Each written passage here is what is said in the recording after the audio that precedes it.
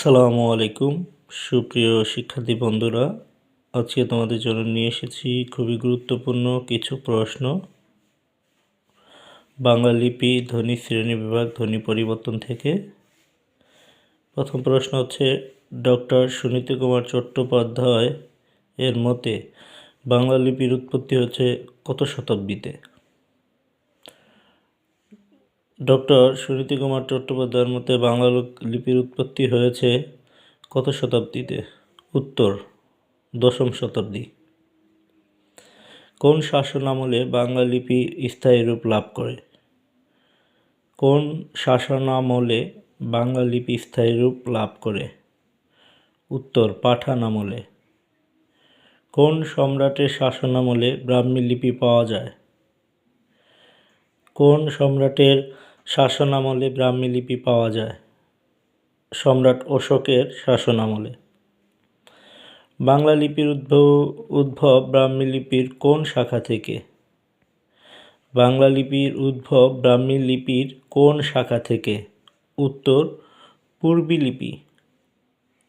উত্তর, পূর্বী লিপি থেকে। পৃথিবীর প্রায় সকল লিপির উদ্ভব হয়েছে ফিনিশীয় লিপি থেকে। পৃথিবীর প্রায় সকল লিপি উদ্ভব হয়েছে ফিনিশীয় লিপি থেকে। কোন লিপি ডান দিক থেকে লেখা হতো?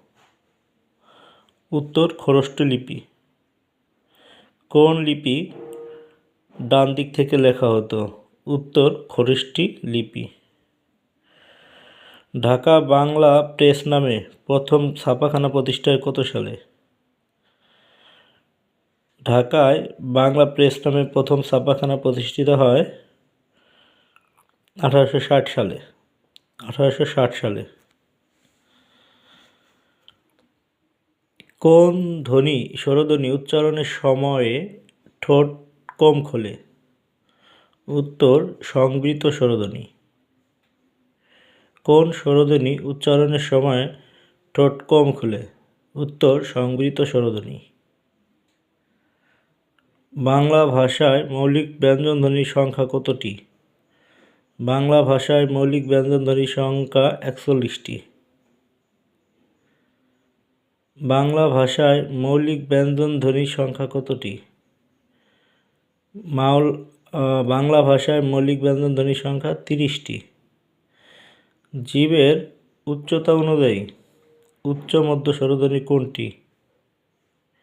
এ। জীবের উচ্চতা অনুযায়ী উচ্চ মধ্য স্বরধ্বনি এ। ও কোন ধরনের স্বরধ্বনি? ও কোন ধরনের স্বরধ্বনি? যৌগিক স্বরধ্বনি। ও যৌগিক স্বরধ্বনি। হ্রস্বই দীর্ঘই বর্ণগুলো হলো তালব্য বর্ণ। হ্রস্বই দীর্ঘই বর্ণগুলো হলো তালব্য বর্ণ। কোনটি তরল বর্ণ? কোনটি তরল বর্ণ? র। বয়ে শূন্য র। বয়ে বিন্দু র। নিচের কোনটি স্বতন্ত্র স্বরধ্বনি? এ। নিচের কোনটি স্বতন্ত্র স্বরধ্বনি? এ। কোনগুলো ঘর্ষণজাত ধ্বনির উদাহরণ? তালবস্য, দন্তস্য।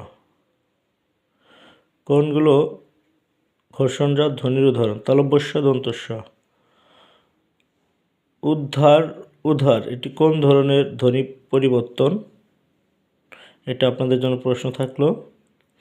উচ্চারণের সুবিধার জন্য বা অন্য কোনো কারণে শব্দের আদিতে স্বরধ্বনি হলে তাকে বলে আদি স্বরাগম।